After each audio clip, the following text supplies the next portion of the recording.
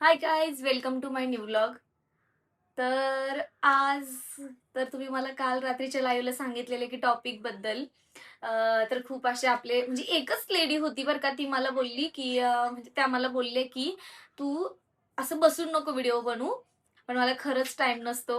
So मला असंच possible आहे ते पण 10-15-20 मिनिटापर्यंतचे व्हिडिओ. तर मी खूप जणांना विचारलं किती मिनिटाचा व्हिडिओ काढू, किती मिनिटाचा व्हिडिओ काढू. तर काही मला बोलतात 1 तास, काही म्हणतात अर्धा तास, काही म्हणतात 20 मिनिटं. म्हणजे बघा, तुम्हाला माझं असं बोललेलं काहींना नसेल आवडत मे बी, पण काहींना आवडतं खरंच माझं. मी असं जे बोलते ना, ते पण आवडतं काहींना. बट खरंच थँक यू सो मच की जे मला इतकं सपोर्ट करताय आणि मी 2 दिवस जे व्लॉग टाकले नाही त्याच्यासाठी इतके सगळ्यांनी माझी इतकी काळजी केलेली सगळ्याबद्दल. तर तुम्हाला त्याचं रिझन पण कळालंय की का बरं नाही. आणि त्याच्यामध्ये इतक्या म्हणजे ना लिटरली एक सुद्धा निगेटिव्ह कमेंट नाही त्याच्यामध्ये. म्हणजे की तुम्ही इतके सगळे मोठ्या संख्येने माझ्याशी इतकं पॉझिटिव्हली राहताय सगळ्या गोष्टी. आणि ना मी काल पण त्या गोष्टीवरती विचार केला की मी सहानुभूतीबद्दल ना, तर सहानुभूती घेतेय. तर मी त्याच्याबद्दल असंच व्हिडिओ अपलोड केल्याच्या नंतर मला कोण काय कमेंट करतंय किंवा सहानुभूतीचं कोणाला काय वाटतंय. तर कोणालाच असं वाटत नाही मी सहानुभूती करते. बरोबर आहे यार. म्हणजे मला पण ती गोष्ट म्हणजे ना, ही सहानुभूती शब्द पण माझ्या डोक्यात कधी आला नव्हता. तर जे बाकीच्यांना वाटलं म्हणजे नाव नाही घेत मी कोणाचं. ज्यांना मला पण नाही माहिती ते नाव कोणाचं आहे, काय वगैरे. पण मला खरंच त्याच्यातून एक वाटलं, की ज्या लोकांनी मला ही पास करण्यासाठी जो मेसेज दिलाय, मी सहानुभूती घेतेय, सहानुभूती घेतेय. खरं तर जे कोणी बोलले ना हे वाक्य, तर त्यांनी पण माझ्या रिअल स्ट्रगलमध्ये किंवा खऱ्या माझ्या वाईट काळामध्ये त्या लोकांनी पण कधी विचारलं नाही. की "बाई तू कशी आहेस? काय आहेस? तुला काही गरज आहे का? खरंच तुला ही गोष्ट हवी आहे का? नाही का?" वगैरे. हे त्या लोकांनी पण मला कधी विचारलेलं नाही. आणि आता मी व्हिडिओ टाकतेय, आता मी सगळ्या गोष्टी करतेय किंवा कदाचित माझ्या काही गोष्टी त्याच्यात चुकत पण असतील. मी असं म्हणणार नाही मी 100% बरोबरच आहे. कदाचित त्या सगळ्या बोलण्यातून, वक्तव्यातून कधी-कधी नाही का एखादा रॉंग जसं मागच्या वेळेस प्रतीक्षाबद्दल तुम्हाला कसं वाटलं, तसं कदाचित एखाद्याबद्दल माझ्याकडून तोंडातून वाईट पण शब्द जात असेल. माझं इंटेन्शन नसतं पण बोलता-बोलता माणसाच्या तोंडातून जाऊ शकतं मे बी तसं. तसं काहीतरी माझ्यासोबत पण होत असेल. पण किंवा त्याच्यातून त्यांचं मन पण दुखवलं जात असेल, तर म्हणजे माझं तसं काही हे नाही. त्याच्यासाठी मी त्यांना सॉरी पण बोलेल. आणि ना एक लेडीने मला काल मेसेज केलेले, की "तू कन्फ्यूज आहे, तू अशी आहेस, तू तशी आहे. म्हणजे की तू काय बोलते ते तुलाच तुझं कळत नाहीये. किंवा तू प्रतीक्षाबद्दल एकदा अशी बोलती, तशी बोलती." ठीक आहे, मी प्रतीक्षाबद्दल एकदा अशी बोलले. ठीक आहे, झालं असेल माझ्याकडून चुकी. पण मला ही गोष्ट सांगा, की मी इतके सगळे पार्ट टाकले, इतक्या सगळ्या व्हिडिओज टाकल्या, त्याच्यात मी किती चांगलं बोललीये, ते नाही तुम्हाला दिसलं का? मी इतकं छान एक्सप्लेनेशन केलं सगळ्या गोष्टींबद्दल. ठीक आहे, ते काय 10 आणि 20 पार्टमध्ये टाकण्याची गोष्ट नाहीच आहे. आज 20 वर्षाचा काळ गेलाय. माझे मम्मी-पप्पा 2006 साली वारले. आता 2026 चालू आहे. तब्बल 20 वर्षाचा काळ गेलाय. 20 वर्षाचा काळ फक्त 20 पार्टमध्ये संपणार आहे का? नाही ना. खूप अशा गोष्टी मी तर सांगितलेल्या पण नाहीये. खूप अशा इंटरनली आहे. काही सांगण्यासारख्या नाहीये. अशा सगळ्या गोष्टी आहेत. तर मी काही नाही बोललेली त्या गोष्टींबद्दल. पण ठीक आहे, जे चांगले आहेत, ओके. ज्याच्यातून कोणीतरी मोटिव्हेट होऊ शकतं, कोणाला तरी त्या गोष्टी चांगल्या वाटू शकतात. त्याच मी फक्त तुमच्यासमोर एक्सप्लेन केल्या ते. तर असं सगळं झालेलं. तर असू द्यात, जाऊ द्यात. आपण पॉझिटिव्ह बी पॉझिटिव्ह राहायचं नेहमी. तुम्हीच मला शिकवले त्या गोष्टी. म्हणजे तशी मी आहेच, पण इतकी पण नाही की काय होतं, मी तुम्हाला बोलली ना, माणूस किती पण खंबीर असलं, किती पण स्ट्राँग असलं, तरी वाईट कमेंटकडे माणसाचं जास्त लक्ष वेधलं जातं. पण त्याच्यात कालच्या मेसेजमध्ये पण मला सगळ्यांनी बोलले, "वाईट कमेंटना सोडून द्यायचं." म्हणजे मी सोडूनच देते. मी असं धरून बसले असते, तर मी नंतर व्हिडिओज बनवले नसते कधी. तर असं सगळं आहे. त्यांना मी आता तुमच्याशी एका टॉपिकवरती बोलते, की मला सगळे ना कमेंट करतात, की "तू दुसरं लग्न" म्हणजे नाही का कालच्या व्हिडिओसाठी नाही, मी आधीपासूनचं सांगते, की सगळे मला करतात कमेंट, की "तू दुसरं लग्न कर, दुसरं लग्न कर, दुसरं लग्न कर." तर मला काय वाटतं दुसऱ्या लग्नाबद्दल ते मी तुम्हाला सांगते आणि तुम्हाला काय वाटतं ते तुम्ही मला कमेंटमध्ये सांगा, ठीक आहे? तर तुम्हाला पण म्हणजे काय वाटतं, तुमचं मत काय त्या सगळ्या गोष्टींबद्दल आणि माझं मत काय त्या सगळ्या गोष्टींबद्दल, तर मी ते तुम्हाला आज सांगते. तर ना मला काय वाटतं माहिती आहे का, दुसरं लग्न ठीक आहे. माझ्या फर्स्ट मॅरेजबद्दल मी तुम्हाला सगळ्या गोष्टी माझ्या शेअर केलेल्या आहेत. माझ्या पहिल्या मॅरेजसोबत काय घडलं, कसं घडलं, सगळ्या गोष्टी. अ, की ते खरंचच चांगलं नव्हतं आणि ते खरंचच सहन करण्यासारखं नव्हतं. आणि मी त्या ट्रॉमामधून कुठेतरी आत्ताशी बाहेर पडते सगळ्या गोष्टींमधून, की स्वतःचं स्वतः म्हणजे असंही नाही, आधीही स्वतःच जगत होते. त्याच्यानंतर कुठेतरी मधल्या काळामध्ये मी बांधली गेली, मी सगळ्या गोष्टींमध्ये गुरफटली गेली. एकदम माझ्यावरती म्हणजे सगळ्या गोष्टींसाठी पुश केलं गेलं. तर त्या गोष्टींमधून मी आता बाहेर पडते आणि मला खूप छान वाटतं या लाईफसोबत. म्हणजे मला असं वाटतं, की जगात जर सगळ्यात सुखी प्राणी कोण असेल तर तो मी आहे. खरंच मला असं वाटतं. म्हणजे मी खूप छान हॅपी लाईफ जगते एकदम माझ्या मुलासोबत. असं काही नाहीये, की नवरा असल्यावरच आपण पूर्ण असतो. हा एक समाजाचा ना म्हणजे जुन्या विचारांचा तो एक कुठेतरी बांध आहे नाही का, की नाही एक मुलगी आहे तर तिला नवरा पाहिजेच तर ती पूर्ण आहे. असं नाहीये. माणसाला फक्त आयुष्यात सुख पाहिजे. जो माणूस सुखी ना, तो आयुष्यात सगळं जो मेंटली हेल्थ म्हणजे फिजिकली एकदम हॅपी असतो, तो कशापेक्षाच कमी नसतो, असं मला वाटतं. आता तुम्ही म्हणता दुसरं लग्न करायला पाहिजे. इतकं इतकं सोपं पण नाही दुसरं लग्न, म्हणजे माझ्यासाठी तरी. कारण की मला एक ऑलरेडी मुलगा आहे. त्या मुलाला घेऊन मला कोणीतरी ॲक्सेप्ट करणार. पहिले तर दिवस लोकं चांगलंच वागतात. कारण की माझ्या फर्स्ट मॅरेजसोबत तर मी पूर्णपणे सिंगल होते. तरी माझ्यासोबत तोच एक्सपिरियन्स झालाय. म्हणजे मला तोच एक्सपिरियन्स आलाय. पहिले 6 महिने तर त्या व्यक्तीने पण खूप चांगलं माझ्यासोबत राहिलं आणि विथिन 6 मंथ आफ्टर काय वागला तो. आणि आता तर मला मुलगा आहे एक. ठीक आहे, मी कमवतीये, मी सगळ्या गोष्टी आता मी स्ट्राँग पण आहे. मी प्रत्येकाला उत्तर देऊ शकते. पण प्रत्येक वेळेस आपलं उत्तर प्रत्येकावर भारी पडेल असं नाहीये. त्याच्यामुळे मला तरी असं वाटत नाही, की मला इतकं किंवा आता मी जे जगते, ज्या पद्धतीने जगते, म्हणजे माझं आता कोणीतरी ना मला कमेंट केली, की "तसं काही नसतं बाईच्या संस्कारानं." आमचे संस्कार इतके पण वाईट नाहीये. इतकं पण संस्कार वाईट असणं म्हणजे काय असतं? ज्याला बोलायची अक्कल नाही, त्याला राहायची अक्कल नाही, त्याला कसलीच अक्कल नाही, कोणाशी काही कसे ते लोकांना संस्कार नसतात, की समोरच्याचा मनाचा विचार करत नाही. कोणाशी मोठा वडीलधारा व्यक्ती असेल, त्याच्याशी आपण किती रिस्पेक्टफुली बोललं पाहिजे, त्या गोष्टी कळत नाही ना, त्याला संस्कार नसतात. आता राहिली मला संस्काराची गोष्ट, असे मला आई-वडील नव्हते संस्कार करायला. पण त्याच्या मनाने पण आम्ही खूप स्वतःला डेव्हलप केले. संस्कारांसाठी सुद्धा, बाकीच्या गोष्टींसाठी सुद्धा. तर संस्कार ह्या गोष्टीमध्ये येतच नाही. ऑलरेडी जे आहेत, जसे काही संस्कार आहेत, ते खरंच खूप चांगले आहेत. मला तरी इंडिव्हिज्युअली असं वाटतं. तुम्हाला पण काय वाटतं ते मला कमेंटमध्ये सांगा. आणि या सिच्युएशनमध्ये मला एखाद्याने ॲक्सेप्ट करणं, सगळ्या गोष्टींसोबत ॲक्सेप्ट करणं, मला नाही वाटत इतका दिलदार व्यक्ती म्हणजे लोकं असू शकतात बरं का, पण मला त्यांच्यावरती जास्त ट्रस्ट नाहीये. कारण की ते समोर एक वागतात, मागे एक वागतात आणि त्याच्या मागे एक वागतात. बाबा आपल्याला तर असं कळलं ना, की माझ्यासमोर एक वागतो व्यक्ती आणि माझ्या मागे एक वागतो. म्हणजे इव्हन माझ्या बहिणीसुद्धा मला असं वागल्या ना, तरी मी खूप ओरडते त्यांना. खूप म्हणजे खूप ओरडते मी त्यांना, की मला नाही जमत. तुम्ही माझं काय असेल ना, ते माझ्यासमोर बोला. जे पण असेल, व्हॉटएव्हर जे पण काय असेल.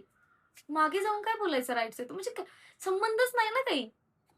आणि असं जर त्या व्यक्तीत होतं आपलं कोणी नाही पण काहीच नाही आणि व्यक्तीने असं येऊन वागलं, तर बापरे! काय करेल मी त्याचं?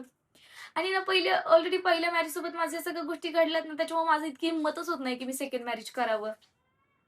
कारण की ह्याने काय होणार आहे माहिती आहे का सगळ्या गोष्टींसोबत ठीक आहे मला तर नवरा मिळेल, पण माझ्या मुलाला बापच मिळणार आहे कशावरनं? आणि त्याच्यापेक्षा तो आता लहान आहे. ठीक आहे मला माहिती आहे आता लहान आहे, आत्ताच मी लग्न करू शकते, आत्ताच सगळ्या गोष्टी करू शकते. पण ह्या गोष्टीतून आत्ताच बाहेर पडले त्याच्यामुळे सेकंड गोष्टीचं तर मन होत नाही. आणि दुसरी गोष्ट म्हणजे प्रिन्स लहान आहे. त्याने पण ह्या सगळ्या गोष्टी ॲक्सेप्ट केल्या पाहिजे. त्याला ऑलरेडी माहिती आहे त्याचा बाप कोण आहे. त्याला चांगली गोष्ट माहिती आहे. ठीक आहे तो माझ्यासोबत राहत नाही म्हणून मी त्याला नवरा म्हणून ॲक्सेप्ट करत नाही. पण माझं लग्न कुठल्या व्यक्तीसोबत झालेलं आहे हे पण त्याला माहिती आहे. म्हणजे तो सगळ्या गोष्टींना चांगलं म्हणजे तो कन्फ्यूज होणार. माझा तर बाप हा आहे. माझ्या पप्पांनी सेकंड मॅरेज केलं. मग आता ह्या ह्या व्यक्तीला मला ॲक्सेप्ट करायचं ॲज अ फादर म्हणून. म्हणजे तो ह्या सगळ्या गोष्टींमध्ये कन्फ्यूज होणार आहे. म्हणजे ह्या सगळ्या गोष्टी त्याच्या मनासोबत आपण का खेळायचं? हे मला वाटतं. ठीक आहे, मोठा होऊन कदाचित त्याला माझ्या सगळ्या गोष्टी म्हणजे तो मला सगळ्या गोष्टींना सपोर्ट करेल, नाही करेल मला माहिती नाही. पण प्रत्येक वेळेस आयुष्यात नवरा असेल तरच सगळ्या गोष्टी योग्य आहेत असं नाही. आपण एकटं राहून इतकं स्ट्राँग होऊन सगळ्या गोष्टी म्हणजे फायनान्शियल असेल, सगळ्या गोष्टी असेल आपण एकटं पण हँडल करू शकतो आणि खूप चांगलं आयुष्य जगू शकतो असं मला तरी वाटतं. प्रत्येक गोष्टीला आपल्याला कोणाची तरी गरज असतेच, मी नाही म्हणणार नाही. पण त्याच्यासाठी आपल्याला फॅमिली आहे ना. मला माझ्या 2 बहिणी आहे, माझ्या आता प्रतीक्षाचं लग्न झालंय, तिचा नवरासुद्धा आहे. उद्या नेहाचं पण लग्न होईल, तिचा पण नवरा असेल आणि हे सगळे मिळून किंवा मी, माझा प्रिन्स अशी ही कंप्लीटच फॅमिली असणार आहे एक. म्हणजे बघा, उलट एका बाईला नवरा असणं किती गरजेचं असतं मला माहिती नाही. कारण की मी अजून जगते तर मला ठीक वाटतंय.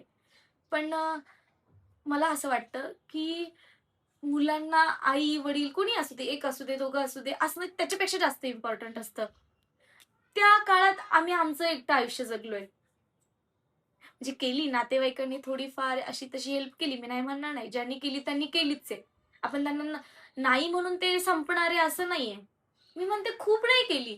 पण कधीतरी विचारले वर्षातून एकदा, "बाबा तुम्ही ठीक आहात का? तुम्हाला काय हवंय का?" भले दिलं नसेल, पण विचारणं ही पण खूप मोठी गोष्ट आहे. तर त्या काळामध्ये जर आम्ही एकटं जगू शकलो तर आता मला नाही वाटत काय लग्न करायची गरज आणि माहिती आहे लग्न करणं म्हणजे इतकं सोपी गोष्ट नाही. लग्न करणार, परत त्याचे आई-वडील आले, ठीक आहे, ती ते कर्तव्य आहे आपलं, ते करणंच आहे. पण सांगते माझ्यासाठी ते पॉसिबल नाहीये. त्याचे आई-वडील आले, त्याच्या बहिणी आल्या, त्यांना प्रत्येकाचा मान-पान द्या, प्रत्येकाच्या गोष्टी जागच्या जागी करा. मला तर ना, माझी तर सिच्युएशन अशी आहे आता मी माझ्या मुलाचं माझं ना, म्हणजे मी माझ्या बहिणीचं पण नाही करू शकत. अशी माझी मेंटली हेल्थ झालीये. म्हणजे मी कोणाचंच नाही करू शकत. म्हणजे मला ना ह्या जगामध्ये ना फक्त माझं मुलाचं आणि माझंच नातं जितकं सिक्युर वाटतं ना, इतकं मी कोणासाठीच नाही करू शकत किंवा मी त्याच्यासाठी जे करू शकते ते मी कोणासाठीच नाही करू शकत. माझ्या बहिणींसाठी पण आता माझं मन होत नाही करायला. म्हणजे असं काही दुश्मनी नाही, परत त्याचा तुम्ही रॉंग वे घ्यायला, असं काही नाहीये आत्ताच सांगते. होत नाही म्हणजे आता त्या मोठ्या झाल्यात. त्या त्यांचं करू शकतात सगळ्या, सगळ्या गोष्टी.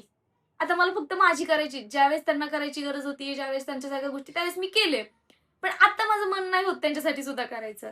तर मी तिसऱ्या व्यक्तीसाठी आणि त्याच्या फॅमिलीसाठी कधी एफर्ट्स घेणार आहे? होऊच नाही शकत मला. मग ते घरातले कामं करा, मी जॉब करत परत त्यांच्या फॅमिलीत असा काहीतरी रूल असेल, तू जॉब करायचा नाही, मग परत घरात गुरफटत बसा आणि मी जर घरात बसले ना, माझी बुद्धी गंजूनच जाते डायरेक्ट. म्हणजे इतकं मी सगळं काम करून तुमच्यासोबत इतके 4 गोष्टीच्या गप्पा करते ना, त्यावेळेस मग पण मला होणार नाही असं मला वाटतं. म्हणजे असं मला तरी असं इंडिव्हिज्युअली वाटतं सगळ्या गोष्टींबद्दल, की नाही मी कोणाला एक्सेप्ट करू शकत माझ्या आयुष्यामध्ये. ठीक आहे, भले मला माहीत नाही किती दिवस नाही करणार. कदाचित माझं मन आत्ता नाहीये त्याच्यासाठी रेडी, नंतर होऊ शकतं. म्हणून मी असा ठोस पुरावा नाही देत, की मी लग्नच करणार नाही. पण मी सांगते, की माझं आत्ता तरी ह्या गोष्टींसाठी मन नाही. तर मी कुठल्या गोष्टींचा माझ्या फ्रेंड्सचा विचार करून, माझ्या सगळ्या गोष्टींचा, पास्टचा, फ्युचरचा सगळ्या गोष्टींचा विचार करून तरी मला असं वाटतं, की मी लग्न नको करायला. उद्या मला खरंचच खूप चांगला मुलगा मिळाला, यदा-कदाचित असू शकतं जगात खूप लोकं चांगले आहेत, पण त्याचं पण मी तुम्हाला परिणाम सांगितले मागे एक पुढे एक, तर त्याची पण मला भीती वाटते. पण मिळालाच कदाचित कोणी असा चांगला सगळ्या गोष्टींचा विचार करून, मी त्याचं पूर्ण पारख करून, तर मी डिसिजन घेईल कदाचित तो. पण मला माहीत नाही त्या डिसिजनला आता माझं 28 वय आहे. 1 वर्ष झाला डिव्होर्स झालाय. आता थोडं रिलॅक्स लाईफ जगावं असे विचार करते थोडे दिवस. म्हणून मी सध्या असं मस्त एन्जॉय करून एन्जॉय तर काही करायलाच मिळत नाही. काम, घर, फ्रेंड्स यात सगळा टाईम जातो आणि तुमच्याशी गप्पा मारण्यात. त्याच्यामुळे असं तुमच्याशी गप्पा मारणं हा माझा एन्जॉयच आहे. असं काही वेगळं काही नाही. पण सांगतेय जस्ट नॉर्मली तुम्हाला. म्हणून मला ना असं खूप किचकट वाटतं त्या सगळ्या गोष्टी. म्हणजे मी खूप हसून सांगते, पण माझं मन या गोष्टींना खूप घाबरतं. परत मी असं काहीतरी थोडंसं म्हणजे थोडं इमोशनली सांगायला गेले, की तुम्ही म्हणणार सहानुभूती की त्याच्यामुळे मी हसूनच सांगते या गोष्टीसुद्धा. की असं माझ्या सगळ्या गोष्टींसाठी माझं मन खरंच खूप घाबरतंय, की नको वाटतात ह्या सगळ्या गोष्टी. अ, तुम्ही पण मला कमेंटमधून मला ना कालच्या म्हणजे मी एक ना Instagramला एक व्हिडिओ पोस्ट केलेली. ती मी सॉरी YouTubeला केली की नाही मला माहिती नाही, पण मी Instagramला केली होती. तर त्याच्यामध्ये ना मला खूप लेडीजनी काय मेसेज केलाय माहिती आहे? म्हणजे आधी पण मी असं कधीतरी बोलली असेल ना, तर त्याच्यामध्ये सुद्धा मला सगळ्यांनी मेसेज केलाय, "दीदी तू लग्न करू नको" किंवा "ताई तू लग्न करू नको, मी लग्न करून पस्तावतीये. त्या लोकांनी माझ्याकडून लग्न करताना माझ्या मुलाला एक्सेप्ट करून म्हणून एक्सेप्ट केलं. पण आता घरात परिस्थिती अशी की ते माझ्या मुलाला भेदभाव करतात, माझ्या मुलासाठी कुठल्या गोष्टी प्रोव्हाईड करत नाही. एक आई म्हणून या गोष्टींसाठी प्रत्येक आईचा जीव किती तडफडत असेल तुम्ही विचार करा. मला म्हणजे लिटरली तो मेसेज रीड करून सुद्धा मला असं डोळे भरून आले माझ्या अक्षरशः. काही लोकं म्हणताय म्हणजे काही लेडी म्हणताय, "मी लग्न केलीये, पण मी खरंच पश्चाताप होतोय मला त्या गोष्टीचा." की म्हणजे काय होतं माहिती का, लग्न केलं ना दुसरं, की तो नवरा ना आज ना उद्या कधीतरी काय बोलतो माहिती किंवा बघा भांडणं आहे, माणसं आहेत, भांडणं करतातच. तो नवरा किती नंबरचा असू दे, भांडणं होतातच. आणि आपण कुठेतरी तो आपल्या हक्काचा व्यक्ती म्हणून भांडतो. तर तो व्यक्ती इथपर्यंत पण बोलायला कमी करत नाही, म्हणूनच तुला तुझ्या पहिल्या नवऱ्याने सोडून दिलंय. ज्यावेळेस तो व्यक्ती असं बोलेल, त्यावेळेस त्या लेडीजने काय म्हणजे म्हणजे माझ्यासोबत जर असं घडलं ना बाबा, मी तर बोलल्यावरती इतकं तडतड होईल. होऊ शकतं ना यार.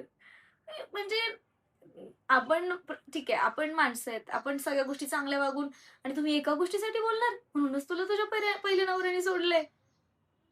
हे कितपत योग्य आहे? आणि खरंच खूप कमेंट आल्या ते मला अशा. काहींना मुली आहेत, काहींना मुलं आहेत. त्यांचे मुलं, ह्यांची मुलं सांभाळून घेताना त्यांच्यातली तफावत, त्यांच्यातला भेदभाव, याच्यासाठी एका रिअल आईचं काळीज तुटतं, ते जळतं. त्याच्यासाठी काय फील होतं ना, म्हणजे मी फक्त वाचून फील केलं. त्या लोकांना काय फील होत असेल ना आणि ही गोष्ट माझ्यासोबत घडली. मला माहित नाही आता त्यांची काय मजबुरी आहे. फक्त जीवनात कोणाची तरी साथ ॲज अ नवरा पार्टनर म्हणून कोणाची तरी साथ पाहिजे असेल तर ठीक आहे. पण तिथे आपण ना 100% कमावणारं पाहिजे. की आपल्या मुलांनी मला बोललं ना, की "आई मला ही गोष्ट हवी आहे." तर आपल्यात ती कपॅसिटी पाहिजे, की नवरा देईलची अपेक्षा नाही, मी ती गोष्ट प्रोव्हाईड केली पाहिजे. तिथे ठीक आहे ह्या गोष्टी. कारण की मग तिथे आपल्याला फरक नाही पडत तो व्यक्ती आपल्या मुलासाठी काय करतोय. किंवा आता उद्या लग्न होणार, त्या लोकांकडे काय प्रॉपर्टी असणार, ते आपल्या मुलाला देणार आहेत का? ते म्हणतील, "बाई तू तुझं बघ तिकडं. आम्ही कशाला देऊ आमच्यातला हिस्सा तुझ्या मुलाला?" असे पण लोकं आहेत. म्हणजे बरोबर असू शकते ती कदाचित गोष्ट. पण त्याच्यासाठी मला एफर्ट्स घ्यायला लागणार म्हटल्यावरती मला तेवढा वेळ पाहिजे. ह्या लोकांचं करत बसता मला माझ्या मुलाकडे दुर्लक्ष झालं तर तो मला हे बघा आज मुलांना कळत नाही, मोठं होऊन मुलांना सगळ्या गोष्टी कळतात. तो मला काय म्हणत, "तू तुझ्या हौशेसाठी लग्न केलंय. तू थोडी माझा विचार केला." असं म्हणणार मुलं तर आपल्याला आई म्हणून आपल्याला काय वाटणार आहे? म्हणजे सगळ्या गोष्टी आहे आणि ह्या लोकांचं करता आपल्याला मुलाकडे पण लक्ष देता आलं पाहिजे. आपल्याला काम पण करता आलं पाहिजे. सगळ्या गोष्टी असतात. म्हणजे कन्फ्युजन नाहीये हे. ही रिॲलिटी हा रिअल फॅक्ट आहे. तर अशा सगळ्या गोष्टी आहेत. तर म्हणून मला सेकंड मॅरेजचा विचार म्हणजे मी खरं तर म्हणजे आता तर काय अजून 1च वर्ष झाले. अजून मी 28 वर्षाची आहे. 30-31 वर्षाचा अजून 3-4 वर्ष माझ्या हातामध्ये आहे. आजकालच्या सगळ्या मुली 30 नंतर 30शी पर्यंत पण लग्न करतात. ठीक आहे, माझं लग्न लवकर झालं होतं, सगळ्या गोष्टी वगैरे, त्या सगळ्या गोष्टी वेगळ्या झाल्या. पण आत्ता पण मुली 30शी पर्यंत लग्न करतात. तर माझ्याकडे अजून 2 वर्षाचा टाईम आहे मे बी. तर मी त्या सगळ्या म्हणजे त्या सगळ्या याच्यामध्ये विचार करेल. आता हा माझा ब्लॉग तिकडचे पण लोकं बघतात हां. मी लग्नाबद्दल बोलली आहे ना आज म्हणून म्हणते, की ते पण लोकं बघतात. पण असं मी काय म्हणत नाही. मी करेल, पण मला माहीत नाही ते कधी करणार आहे. कारण की आम्ही लीगली सेपरेट आहोत. डिव्होर्स झाला म्हटल्यावरती आपल्याला काही मी कोणासोबतही फिरू शकते, मी काहीही करू शकते. माझ्या आयुष्यात प्रत्येक गोष्टीचा आनंद घेऊ शकते. त्या लोकांना याचं काहीच वाटत नाही. मला परिणाम होऊ शकतो किंवा काही इम्पॅक्ट होऊ शकतो त्यांच्यावरती. पण वाटू शकतं मला माहिती नाही. पण जस्ट मी तुम्हाला असं सांगितलं. तर तुम्हाला माझ्या लग्नाबद्दल किंवा मी जो डिसिजन घेतीये, करतीये, जे माझे विचार आहे लग्नाबद्दलचे, त्यात तुम्हाला काय वाटतंय मला कमेंटमध्ये नक्की सांगा. ठीक आहे? तर चलो बाय-बाय. आजच्या पुरतं एवढंच बास आणि उद्याचा टॉपिक काय हवाय हा सुद्धा मला कमेंटमध्ये सांगा. ठीक आहे?